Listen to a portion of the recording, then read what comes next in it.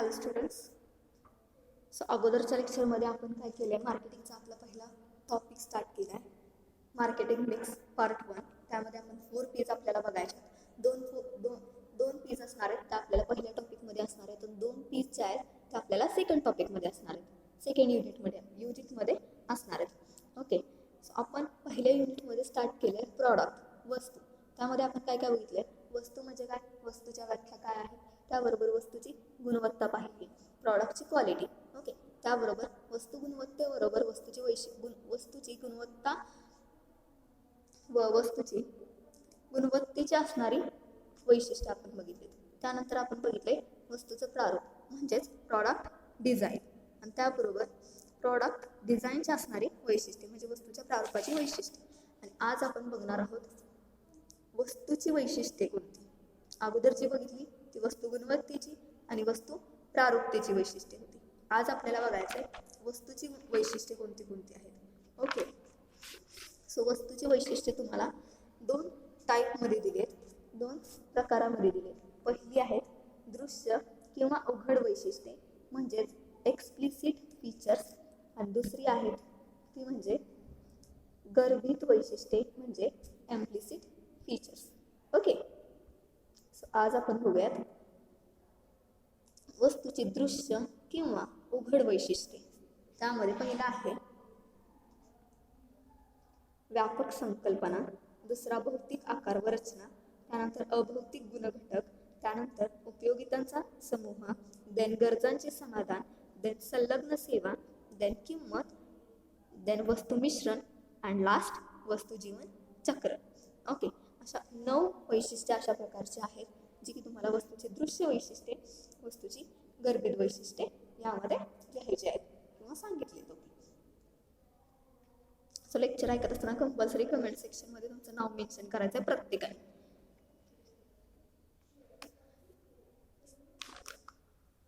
So पहिलं वैशिष्ट्य आहे व्यापक संकल्पना. यामध्ये काय सांगितले, वस्तू म्हणजे केवळ भौतिक वस्तू असा अर्थ घेणे हे संपूर्णतः चुकीचं आहे. वस्तू म्हणजे एक प्रकारे भौतिक वस्तू आहे हे असं म्हणणं चुकीचं आहे इथं. ओके, वस्तू या संकल्पनेमध्ये भौतिक वस्तू उदाहरणार्थ स्कूटर, मोटरसायकल किंवा 2 व्हीलर शिवाय अभौतिक स्वरूपातल्या सेवा योजना, म्हणजे अभौतिक स्वरूपातल्या सेवा योजना कुठल्या असू शकतात, तर आयुर्विमा असेल. ओके, आयुर्विमा महामंडळाच्या जीवन विमा लाईफ इन्शुरन्सच्या पॉलिसीज असतील. ओके, अभौतिक लक्षात ठेवा, भौतिक वस्तूमध्ये काय आणि अभौतिकमध्ये काय येतं. तर भौतिकमध्ये येतं 2 व्हीलर, मोटरसायकल, स्कूटर काय असेल ते, आणि त्याच्यानंतर अभौतिकमध्ये काय येते तर आयुर्विमा महामंडळाच्या ज्या विमा पॉलिसीज असतील त्या. ओके,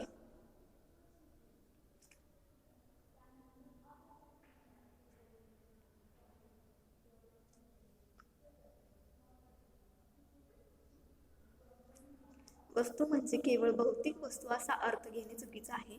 वस्तूच्या संकल्पनेमध्ये भौतिक वस्तू, त्यामध्ये 2 व्हीलर, स्कूटर, मोटरसायकल शिवाय अभौतिक स्वरूपातल्या सेवा योजना म्हणजे आयुर्विमा महामंडळाची लाईफ इन्शुरन्स पॉलिसी योजना म्हणजे जीवन साथी आयुर्विमा योजना किंवा जीवन साथी विमा योजना, वस्तू अधिक सेवा मिळूनची बाब, उदाहरणार्थ भारत संचार निगमचे दूरध्वनी यंत्र व दूरध्वनी सेवा, अथवा केवळ कल्पना म्हणजेच आयडिया, म्हणजे घर कसे असावे याची कल्पना असू शकते, कॉलेज कसं असावं याची कल्पना असू शकते.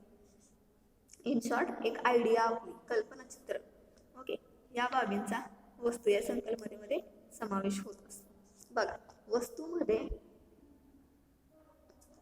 भौतिक वस्तू हा एवढाच अर्थ येतो. भौतिक वस्तूमध्ये फॉर एक्झाम्पल आली तुमची कार आली, तुमचा मोबाईल आला, म्हणजे ज्या काही दिसणाऱ्या वस्तू आपल्याला दिसतात फटाफट, मोबाईल असेल, कार असेल, गाडी असेल, स्कूटर असेल, या सर्व गोष्टी आल्या. वस्तू म्हणजे तेवढी वस्तू असं नाही, तर ज्या बाकीच्या सेवा दिल्या जातात आयुर्विमा महामंडळामध्ये आपल्याला काही सेवा दिल्या जातात, नंतर बँकेद्वारे आपल्याला काही सेवा दिल्या जातात, त्याही किंवा आपल्या ज्या वेगवेगळ्या आयडिया असतील, कल्पना असतील, त्यांचा समावेशही वस्तूच्या संकल्पनेमध्ये केला जातो. ओके, लक्षात ठेवा, वस्तू म्हणजे फक्त दिसणारी वस्तू जसं बेंचेस असतील किंवा गाडी, स्कूटर, फोर व्हीलर, मोबाईल. वस्तू म्हणजे तेवढ्यावरती लिमिटेड राहत नाही. वस्तू म्हणजे वस्तू किंवा सेवा. ओके, मग वस्तू म्हणजे वस्तू या संकल्पनेमध्ये वस्तूचा तेवढाच अर्थ न घेता वेगवेगळ्या सेवा योजना ज्या प्रोव्हाइड केल्या जातात, पुरवल्या जातात, त्यांचाही समावेश वस्तू या संकल्पनेमध्ये केला गेला आहे. त्यानंतर भौतिक आकार व रचना. दृश्य उघड वैशिष्ट्यांमध्ये भौतिक आकार व रचना यामध्ये काय सांगितलंय?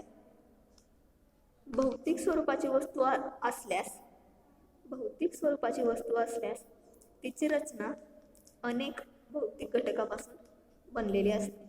लक्षात घ्या, भौतिक स्वरूपाची वस्तू असेल तर तिची रचना अनेक भौतिक घटकापासून बनलेली असते.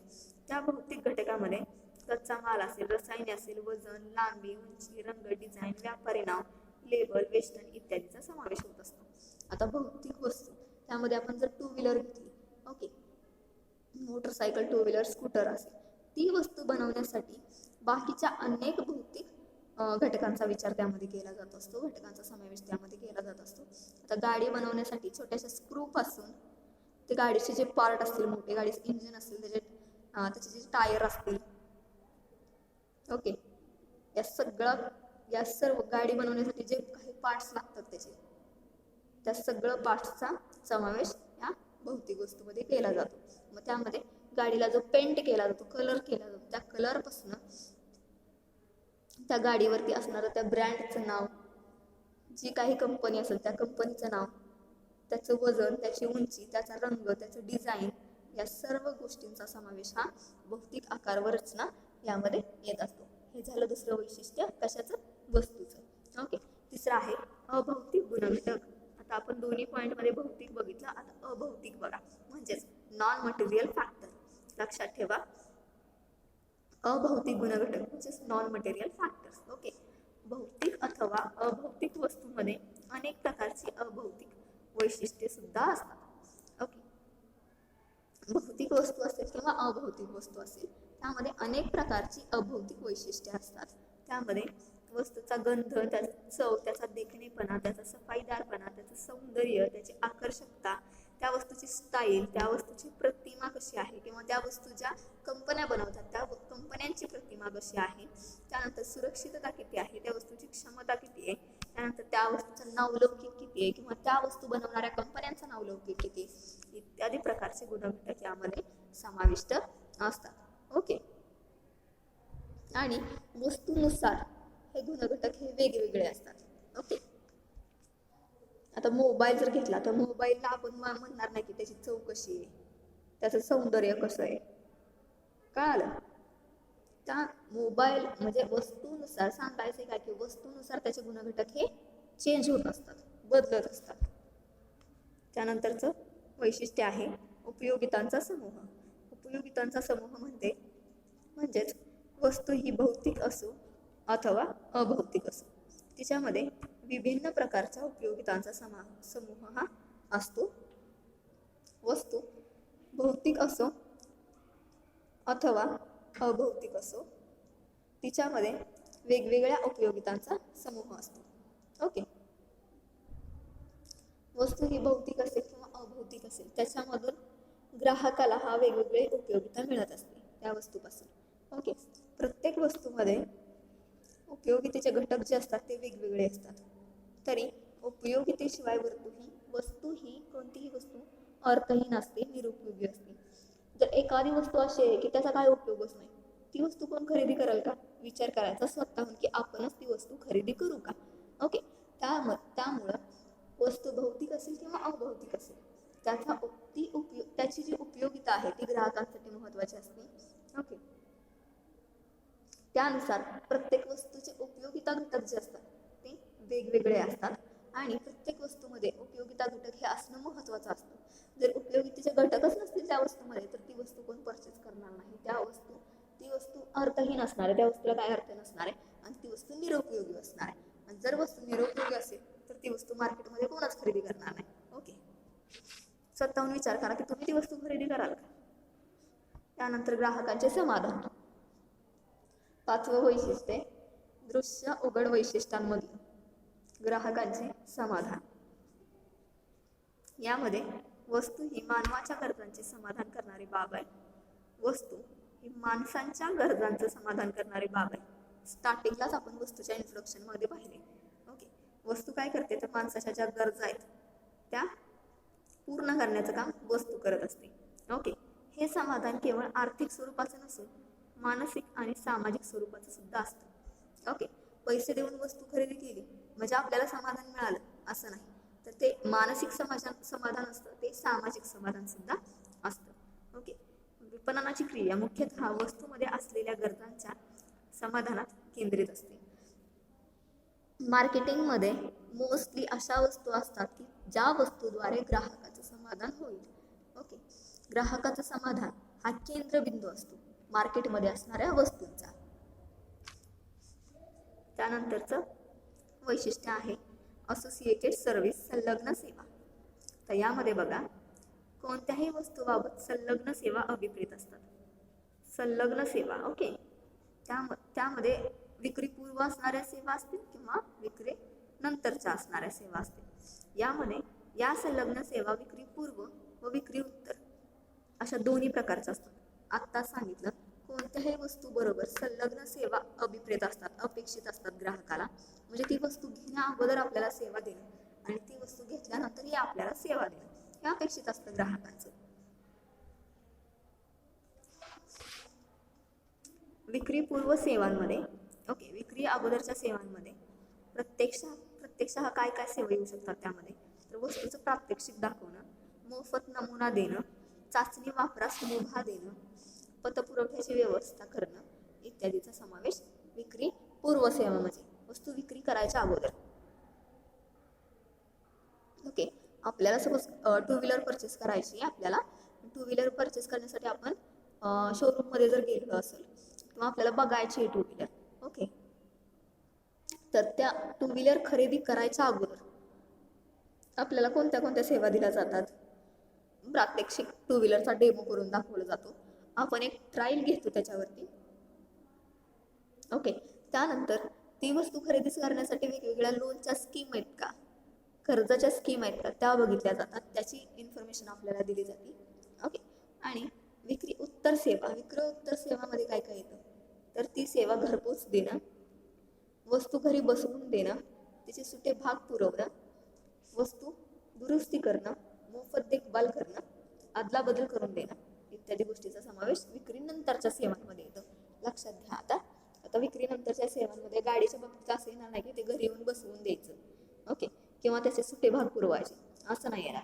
गाडीच्या बाबतीत काय येऊ शकतं विक्री नंतरच्या सेवांमध्ये, की 1 वर्षभर तरी गाडीचं जे सर्व्हिसिंग असतं ते आपल्याला त्या शोरूमद्वारे केलं जात असतं. ओके, आता आपल्याला वॉशिंग मशीन खरेदी करायची. वॉशिंग मशीन खरेदी करण्यासाठी जर आपण गेलो असेल दुकानामध्ये, तर वॉशिंग मशीन कशा पद्धतीने ऑपरेट केली जाते, ती कशा पद्धतीने यूज केला पाहिजे याचा प्रात्यक्षिक डेमो आपल्याला अगोदर दिला जातो. त्यानंतर ती वॉशिंग मशीन घरी आणून बसवून देण्याचं काम केलं जातं. त्यानंतर वॉशिंग मशीनचा एखादा पार्ट आपला 1 वर्ष वॉरंटी गॅरंटीच्या आतमध्ये एखादा पार्ट जर आपल्याला चेंज करायचा असेल तर तो चेंज करून देण्यासाठी आपल्याला आफ्टर सेल सर्व्हिस दिल्या जात असतात. ओके, किंवा त्या वॉशिंग मशीनमध्ये काही खराबी आढळलेली आपल्याला किंवा काही दोष किंवा काही उणिवा आपल्याला जाणवल्या तर ते आपण एक्सचेंज करण्याची सर्व्हिस आपल्याला विक्रीनंतर मिळत असते. जसं की वॉटर प्युरिफायर खरेदी करायचं असेल तर खरेदी करण्याच्या अगोदर ते कशा पद्धतीने काम करतं ते आपल्याला सांगितलं जातं, आणि खरेदी केल्यानंतर ते कशा पद्धतीने जॉईंट केलं जातं, ते एक पार्ट्स कसे बसवायचे त्याचे ते आपल्याला घरी येऊन घरपोच सेवा त्याची दिली जात असते. त्याचे वेगवेगळे सुटे भाग जर खराब झाले आपल्याकडून, ओके, तर ते पुरवले जातात आपल्याला त्या शॉपद्वारे किंवा त्या जो ब्रँड असेल आपला, आपण जे खरेदी करतो वॉटर प्युरिफायर त्याद्वारे. 3 एक्झाम्पल सांगितले, विक्री अगोदर मिळणाऱ्या सेवा आणि विक्री नंतर मिळणाऱ्या सेवा म्हणजेच संलग्न सेवा, ओके, ज्या की प्रत्येक ग्राहकाला अपेक्षित असतात. त्यानंतर 7वं वैशिष्ट्य आहे प्राइस, किंमत. अतिशय महत्वाचं आहे. सगळं वस्तू खरेदी करायची का नाही, प्राइस आणि क्वालिटी याच्यावरतीच मेंटेन असतं, ओके, डिपेंड असतं. प्रत्येक वस्तूची किंमत प्रत्येक वस्तूची किंमत ही महत्त्वाची असते व्यवसायामध्ये. ओके. उत्पादन संस्था अथवा विपणन संस्था आपल्या वस्तूची किंमत निर्धारित करत असते. ऑफकोर्स जे उत्पादन घेणार आहे तेच आपली वस्तूची किंमत काय असणार ते ठरवत असतात. त्यानंतर वस्तू बाजारपेठेमध्ये सोडण्यापूर्वी किंमत ही निश्चित केली जात असते. वस्तू बाजारपेठेमध्ये आणण्याच्या अगोदर वस्तूची प्राइस काय असेल ती ठरवली जात असते आणि वस्तूची प्राइस ठरवत असताना त्या वस्तूच्या उत्पादनासाठी किती खर्च आला हाही विचारात घेतला जात असतो. ओके. वाणिज्य शास्त्रामध्ये विपणनासाठी सादर केलेली वस्तू ही किंमतीसह असणं अतिशय महत्त्वाचं आहे आणि किंमत हा वस्तूचा अविभाज्य घटक आहे. ओके. लक्षात ठेवा MCQ साठी किंमत हा वस्तूचा अविभाज्य घटक आहे. त्यानंतरचं 8वं वैशिष्ट्य आहे ते म्हणजे बहुसंख्य उत्पादन संस्था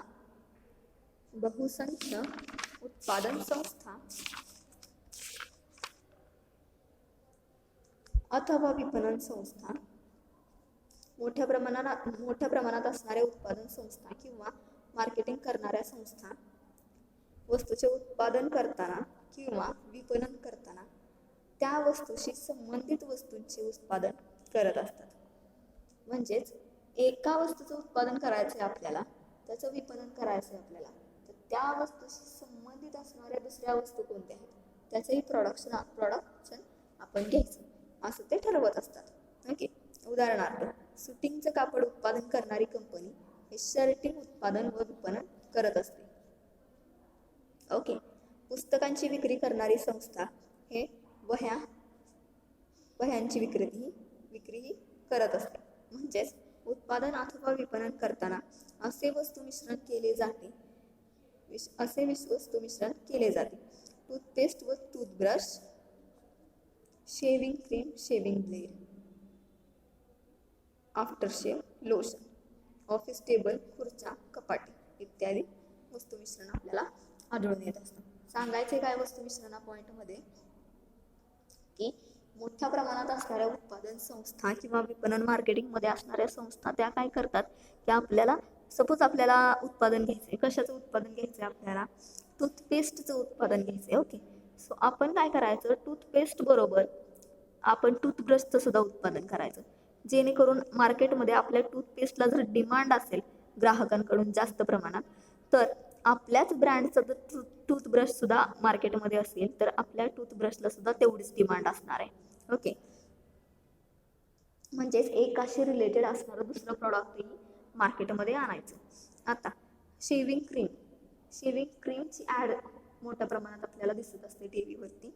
तर शेविंग क्रीम प्रोडक्शन असणारे म्हणजे शेविंग क्रीमचं उत्पादन घेत असणाऱ्या कंपन्या काय करतात, शेविंग ब्लेडचं सुद्धा उत्पादन घेतात, जेणेकरून शेविंग क्रीम बरोबर आपले शेविंग ब्लेड हे विकले जातील, सेल केले जातील. त्याचबरोबर shaving lotion, after shaving lotion याचेही उत्पादन ते घेत असतात. म्हणजे ग्राहक हा आपला ब्रँड सोडून दुसऱ्या ब्रँडकडे गेला नाही पाहिजे, ग्राहकाने ब्रँड स्विचिंग केलं नाही पाहिजे, ग्राहक हा आपल्या ब्रँडवरच मेंटेन राहिला पाहिजे. ग्राहकाला मेंटेन करण्यासाठी काय केलं जात असतं, एका प्रोडक्टशी रिलेटेड दुसरं प्रोडक्टचं उत्पादन घेतलं जात असतं. ओके. त्यानंतरचं वैशिष्ट्य आहे वस्तू जीवनचक्र.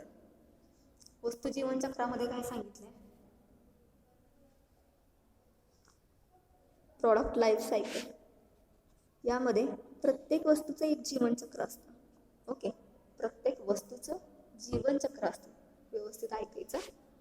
वस्तूचा बाजारपेठ प्रवेश, वस्तूचा विकास, परिपक्वता व वस्तू उच्चाटन अशा अवस्थांमधून कोणत्याही वस्तूचे जीवनचक्र पूर्ण होत असते.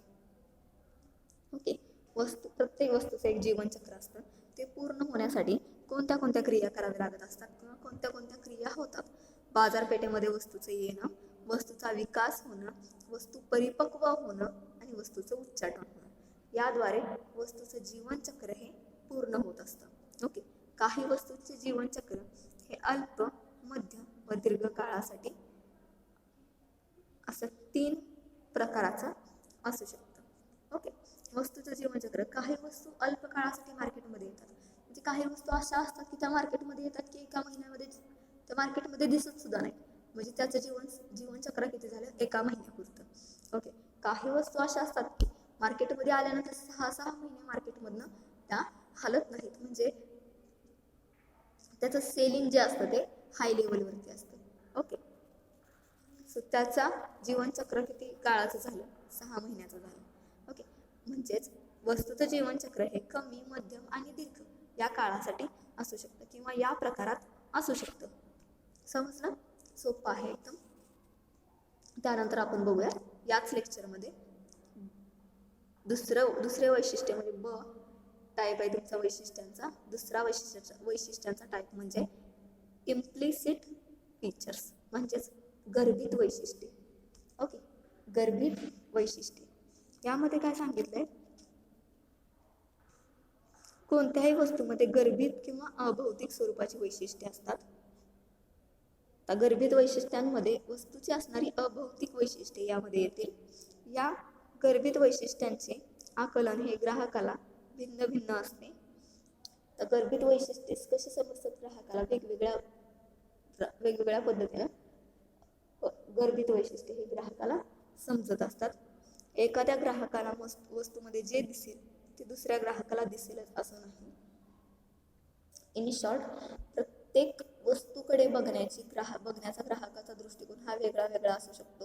आता एखाद्या वस्तूकडे बघण्याचा दृष्टिकोन तुमचा आणि माझा एकसारखा असू शकत नाही. माझा वेगळा असू शकतो किंवा तुमचा वेगळा असू शकतो. प्रत्येक व्यक्तीच्या बघण्याचा जो दृष्टिकोन आहे त्या दृष्टिकोनानुसार किंवा त्या वस्तूबद्दल विचार करण्याच्या पद्धतीनुसार त्या वस्तूबद्दल असणारा दृष्टिकोन हा आपला मनामध्ये तयार होत असतो. ओके,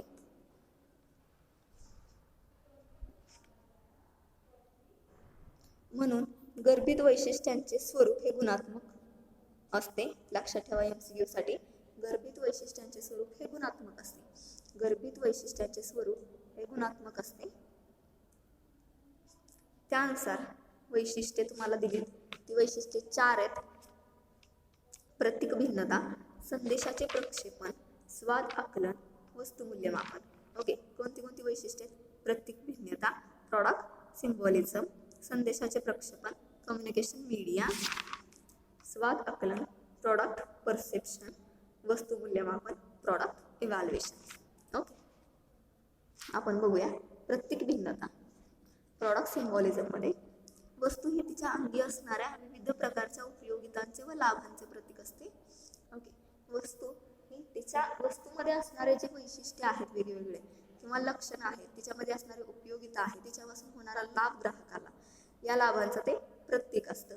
पण ग्राहक परत्वे त्या प्रतीकाचे आकलन हे भिन्न भिन्न असतं. ओके, प्रत्येक ग्राहकाला त्या वस्तूमध्ये असणारे उपयोगिता, लाभ जे असतील ते वेगवेगळ्या पद्धतीनं दिसत असतात.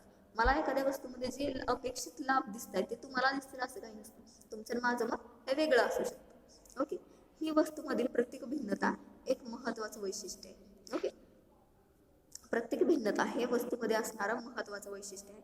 एखाद्या ग्राहकाला एखाद्या वस्तूमध्ये जे प्रतीक दिसेल ते ग्राहकाला दुसऱ्या दिसेलच असं नाही किंवा त्या ग्राहकाला दुसऱ्या आकलन होईल ते असं नसतं.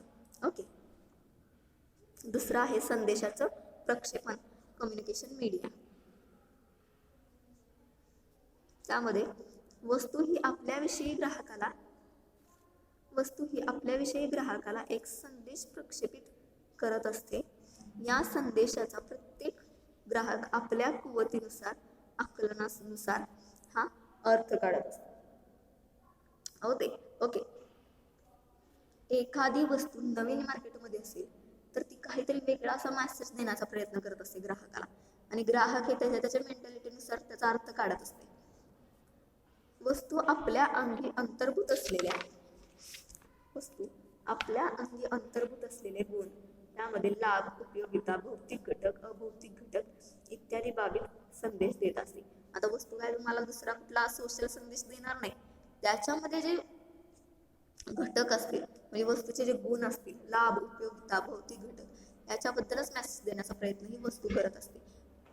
ते काय तुम्हाला डायरेक्ट वस्तू येणार आणि बोलणार नाही की माझ्यात हे गुण आहेत, माझ्यात ते घटक आहेत, असं नसतं. ओके, समजून जातात ग्राहक की हां या वस्तूपासून आपल्याला काय समाधान होईल, या वस्तूमध्ये कोणते गुण आहेत हे आपल्याला ग्राहक समजून जात असतात. ओके, म्हणून प्रत्येक वस्तू ही संदेश प्रक्षेपणाचं माध्यम आहे असं म्हटलं जातं. लक्षात ठेवा, संदेशाचे प्रक्षेपण यामधून वस्तू काय करत असते, मेसेज देण्याचा, संदेश देण्याचा प्रयत्न करत असते. कशाद्वारे, तर आपल्यामध्ये जे गुणघटक आहेत त्याद्वारे ती संदेश देत असते. त्यानंतर स्वाद आकलन, प्रॉडक्ट परसेप्शन, यामध्ये ग्राहकाला वस्तूचा उपभोग घेताना त्या वस्तू संबंधी एक प्रकारे मानसिक आकलन होत असते.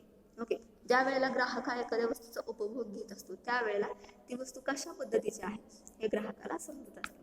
ग्राहक या वस्तूबाबत जितका आसक्त असेल तितके आकलन हे तीव्र होत असते. तसे हे आकलन वस्तूबाबतची त्याची आसक्ती व्यक्त करीत असतो. त्याच्या मनातील वस्तू स्वाद व त्याच्या समोर असलेल्या वस्तूचा स्वाद याची तो मनातल्या मनात तुलनाही करत असतो. हे स्वाद मिळते जुळते आहेत का? जर मिळते जुळते असेल तर तो खुश असतो. हे स्वाद जर जुळत नसेल तर त्याच्या चेहऱ्यावरती ऑटोमॅटिकली नाराजीही दिसत असते. अर्थात हे स्वाद आकलन एक मानसिक प्रक्रिया आहे. हे स्वाद आकलन ग्राहकापरत्व भिन्न भिन्न असू शकतं. तर स्वाद आकलन म्हणजे काय सांगितलंय, समजून घ्या एक एक वैशिष्ट्य काय तुम्हाला सांगितले ते. नाहीतर स्वाद आकलन ह्याचं खाण्यापिण्याशी रिलेटेड तुम्ही काहीतरी संबंध काढा. स्वाद आकलनामध्ये सपोज मी एक मोबाईल परचेस केला, ओके, मला मोबाईलवर परचेस करायचा आहे, मी मोबाईल परचेस केला आणि ज्या वेळेला मी मोबाईल परचेस करायला मोबाईल शॉपमध्ये गेले होते त्यावेळेला त्या सेल्समनने मला जे जे फीचर्स त्या मोबाईलबद्दल सांगितले त्या फीचर्सला अट्रॅक्ट होऊन मला तो मोबाईल आवडला आणि तो मी मोबाईल परचेस केला. परंतु घरी आल्यानंतर मला उत्सुकता आहे की त्या मोबाईलमध्ये काय काय आहे हे जाणून घेण्याची. ओके, आणि जसं मला अपेक्षित आहे, जे मी ऐकले ते जर त्या मोबाईलमध्ये अपेक्षित असेल तर त्यावेळेला मी खुश असणार आहे. परंतु सेल्समनने एक सांगितले आणि मी जर मला समाधानामध्ये ते मोबाईल ऑपरेट करत असताना मला जर वेगळं दिसत असेल तर मी तिथं समाधानी नसणार आहे, मी फुली सॅटिस्फाईड तिथे नसणार आहे, म्हणजेच मी तिथं डिससॅटिस्फाईड असणार आहे. ओके, म्हणजे स्वाद आकलन शक्ती ही माझी मिळती जुळती झाली आहे का, तर नाही झाली. त्यामुळे मला काय होणार आहे, मी नाराज होणार आहे, कारण जे मला अपेक्षित होतं त्या मोबाईलमध्ये मला ते मिळालं नाही. ओके, आता तोच फोन दुसऱ्यांनी परचेस केला, तुम्ही परचेस केला, तर मला जे समाधान मिळाले ते तुम्हाला त्यातून मिळालं असं नाही. त्यामुळं आपल्या दोघांचं जे परसेप्शन असणार आहे त्या मोबाईलबद्दल ते वेगळं असणार आहे. प्रत्येकाचं परसेप्शन हे वेगळं असणार आहे मोबाईलबद्दल. ओके, फॉर एक्झाम्पल मोबाईलचं सांगितलं. वस्तू मूल्यमापनामध्ये प्रॉडक्ट इव्हॅल्युएशन यामध्ये प्रत्येक वस्तूचे एक मूल्यमापन असते व ग्राहक ते मनातल्या मनात करत असतात. कोण म्हणत नाही, कोण सांगत नसतं की हां या वस्तूचं मूल्यमापन एवढं झालं, या वस्तूचं मूल्यमापन तेवढं झालंय. प्रत्येक वस्तूचं मूल्यमापन असतं ते आपण मनातल्या मनात करत असतो. समाधान आपल्याला किती होतं त्याच्यावरती डिपेंड असतं मूल्यमापन वस्तूचं.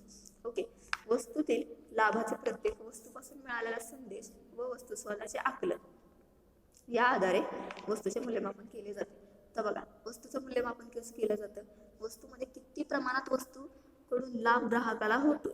ओके, त्यानंतर वस्तूपासून किती प्रमाणात ग्राहकाला वस्तू ही त्याच्या प्रमाणात किती संदेश देते. ओके, यानुसार वस्तूचं मूल्यमापन हे केलं जात असतं. त्यानंतर वस्तूची किंमत व त्यापासून मिळणारे समाधान याची तुलना करून वस्तूचं मूल्यमापन हे ग्राहक करत असतो. ग्राहकाला एखाद्या वस्तूची किंमत किती आणि त्या किमतीप्रमाणे ग्राहकाला किती समाधान त्या वस्तूपासून मिळतं त्याच्यावरून काय केलं जात असतं, तर त्या वस्तूचं मूल्यमापन केलं जात असतं. मूल्यमापन करताना ग्राहकाने वस्तूला दिलेली किंमत आणि वस्तूपासून ग्राहकाला मिळणारं समाधान याची काय केली जात असते, याची तुलना केली जात असते आणि तुलना करून याच्यावरती ग्राहके वस्तूचं मूल्यमापन करत असते. ओके, अशा रीतीने तुम्हाला वस्तूची दृश्य उघड वैशिष्ट्ये आणि गर्भित वैशिष्ट्ये सांगितली गेलेली आहेत. तर नेक्स्ट लेक्चरला आपण नेक्स्ट पॉइंट बघूयात. ओके, कंपल्सरी लेक्चर ऐकत असताना कमेंट सेक्शनमध्ये नाव मेन्शन करा.